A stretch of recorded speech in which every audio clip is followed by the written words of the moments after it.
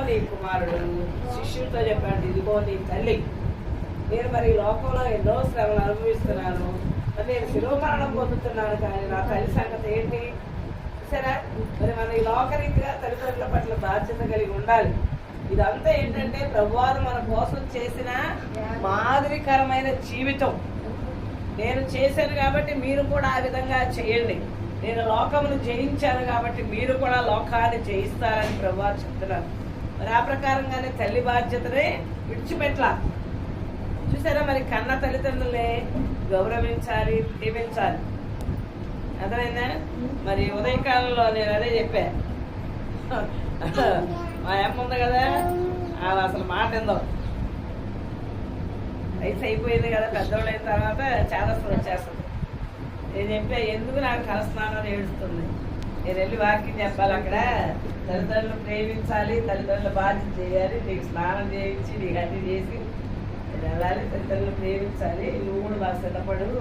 ఈరోజు good Friday ప్రార్థన, యేసుప్రభువులో మరణించారు, ఆయన కూడా తల్లిని ప్రేమించారు, అందుకే నేను కూడా నేను ప్రేమిస్తున్నాను. అంగీకరించు. నీ తల్లి భూమి యందు ఆమెను నిర్లక్ష్యం చేయకు. లోకరీతిగా ప్రభువారు మనకి ఇచ్చిన మాదిరిని మనం అనుసరించాలి. మనం అందుకే అంటాడు కదా ప్రభు, నువ్వు ఏమి విత్తుతావో దాన్నే మోస్తావు. కాబట్టి మనం ఈ లోకంలో ఉన్నప్పుడు జీవితం గడిచిపోయింది. మరి నేను జీవించాను, నేను అనుభవించాను, నేను తిన్నాను, నేను సంపాదించాను, ఇది కాదు. మనం ఏం చేసాం, మన క్రియలు మన వెంట వస్తాయి అంట. సరే, కాబట్టి అలాంటి మంచి క్రియలు ప్రభువారు మనకి ఇచ్చిన మాదిరి. మొట్టమొదటి ఏంటంటే క్షమాపణ. ఆయన క్షమించాడు, మనకు మాదిరిని చూపించాడు. అందుకే పదార్థంలో ఉంది, మా అపరాధులను క్షమించినట్లు మా ఎడల మీ అపరాధులను క్షమించు. మమ్మల్ని మనం క్షమిస్తేనే దేవుడు మనల్ని క్షమిస్తాడు. తర్వాత అంటే నీవు నీ రాజ్యంతో వచ్చినప్పుడు నన్ను జ్ఞాపకం చేసుకోవాలి. నేడే రక్షణ దినం. మరి ఇక్కడ ఉన్న వాళ్ళందరూ రక్షించబడ్డారు, దేవుని స్తోత్రం. ఇంకా పిల్లలు ఉన్నారు, వాళ్ళు కూడా రక్షణ పొందాలి. దేవుని మాట అది. ప్రభువారు మన కోసం చేసిన త్యాగాన్ని ఈ దినం మనం ధ్యానం చేసుకుంటున్నామంటే ఆయన మన పట్ల ఒక ప్రణాళిక కలిగి ఉన్నాడు. నేను చెప్పే కదా, ఈ యొక్క కామెతో ఈ గ్రామంలో దేవుని యొక్క ప్రణాళిక ఉంది. అది నెరవేరాలంటే మనందరం దేవుని మాట వినాలి. దేవుని మాట విన్నప్పుడే మనకు దేవుని ఆశీర్వాదం వస్తుంది. మరి దేవుని మాట ప్రకారం యోహాను శిష్యుడు చేశాడు. అందరు శిష్యుల్లో కూడా ఆఖరిగా ఆయన చనిపోయాడు. తల్లి యొక్క బాధ్యతను నెరవేర్చాడు. కాబట్టి మనం ఈ లోకంలో ఉండగా మనకి ఏ బాధ్యతలు ఉన్నాయో వాటిని మనం విస్మరించకూడదు. దేవుడి సమయంలో దాన్ని మనకి జ్ఞాపకం చేస్తాడు. కాబట్టి తల్లి యొక్క బాధ్యతను ఏ విధంగా ప్రభువారు నెరవేర్చాడో, ఈ లోకంలో దేవుడు మనకి ఏమేమి బాధ్యతలు ఇచ్చాడో, బిడ్డలు పెంచడం, మరి కుటుంబం పట్ల కూడా బాధ్యత కలిగి ఉండాలంట. తిమోతి పత్రిక 1 తిమోతి 5వ అధ్యాయము 8వ వచనం.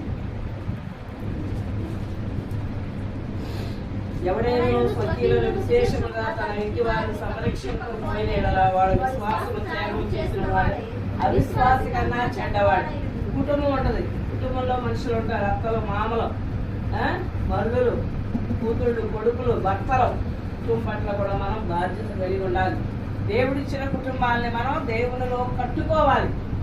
నువ్వేం సంపాదించావు, నువ్వేం చేస్తున్నావు, నువ్వేం చూస్తున్నావు, ఆ అమ్మ అదేసింది, ఈ అమ్మ ఇదేసింది, ఆ అమ్మ అది కొనుక్కుంది, ఈ అమ్మ ఇది, అది కాదు. లోకస్తులకి అవన్నీ ఉంటాయి, కానీ మన ప్రభువును కలిగిన వాడు. అర్థమైందా? మరి మితమైన వస్త్రాలు, మితమైన అలంకరణతో దేవుని మనం ఆరాధించాలి. దేవుని కలిగి ఉన్న వాళ్ళకి సంతోషం ఉండదు. 180వ సంవత్సరంలో ప్రభు నన్ను రక్షించాడు. ఇప్పటికి 44 సంవత్సరాలు. అప్పటి నుంచి ఇప్పటి వరకు నేను ఒకలాగే ఉన్నాను. అది కాకపోతే ఫస్ట్లో కాస్త నాగలేసేదాన్ని, తర్వాత పువ్వు చెప్పాడు, అవన్నీ తీసేసి అప్పటి నుంచి ఇప్పటి వరకు కూడా ప్రభు పని చేస్తున్నారు. దేవుడు ఇచ్చిన ఉద్యోగం 1990లో ఇచ్చాడు ఉద్యోగం అన్నారు. తండ్రుల్ని దేవుడు నాకు అప్పగించిన పరిచయం చేస్తూ దేవుడు ఇప్పటి వరకు నిలబెట్టాడు. దేవుని మాట విన్నప్పుడు దేవుని ఆశీర్వాదం మనకు వస్తుంది. నేనేం బిల్డింగులు కట్టుకోవాలా, నేనేం బంగారం సంపాదించలా, నేనేం ఆస్తిపాస్తులు సంపాదించలా, ప్రభువుని మాత్రం సంపాదించాలి. అనేక ఆత్మల కొరకు ప్రయాసపడ్డా. అదే ప్రభువును కలిగి ప్రభు మాట వింటి ప్రభు ఇచ్చిన బాధ్యతలు మనం నెరవేరిస్తే దేవుడు మనకు మంచి బహుమానాన్ని ఇస్తాడు. మన కొరకు పరలోక రాజ్యాన్ని సిద్ధపరిచాడు. కాబట్టి ఆ రాజ్యంలో మనం వారసులు అవ్వాలంటే ప్రభు మాట ప్రకారం జీవించాలి. ఈ లోకంలో ఏదో సంపాదించాలి, ఏదో నీ పేరు ప్రఖ్యాతులు సంపాదిస్తే ఏముండదు. ఏంటి సామెతలు 22 వంటలు వచ్చి ఉంది చూడండి.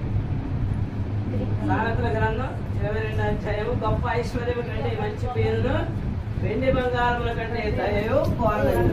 ఈ లోకంలో గొప్ప ఐశ్వర్యము, వెండి బంగారాలు ఇవన్నీ కూడా మనం కలిగి ఉన్న ప్రభువు లేకపోతే ఎంతో. కాబట్టి ప్రభువును కలిగి ప్రభు మనకు అప్పగించిన బిడల బాధ్యతలు, తల్లిదండ్రుల బాధ్యత, కుటుంబ బాధ్యతను మనకు సంరక్షించినప్పుడు దేవుడు మంచి బహుమానాన్ని ఇస్తాడు. మరి ధాన్యశ్రీ గారి తల్లి, ఆమెకు 19 మంది బిడ్డలండి. 19 మంది కోసం 19 గంటలు ప్రార్థన చేసేదండి. ఆమె చేసిన ప్రార్థన బట్టి బిడ్డలందరూ గొప్ప దైవజనులు అయ్యారు. అనేక దేశాల్లో వాడబడ్డారు. నీకు ఇచ్చిన బిడ్డలు నువ్వు ఎలా పెంచుతున్నావు, నీకు ఇచ్చిన భర్తని నువ్వు ఎలా దేవుల్లో తెస్తున్నావు, నీకు ఇచ్చిన కుటుంబ బాధ్యత నువ్వేం చేస్తున్నావు,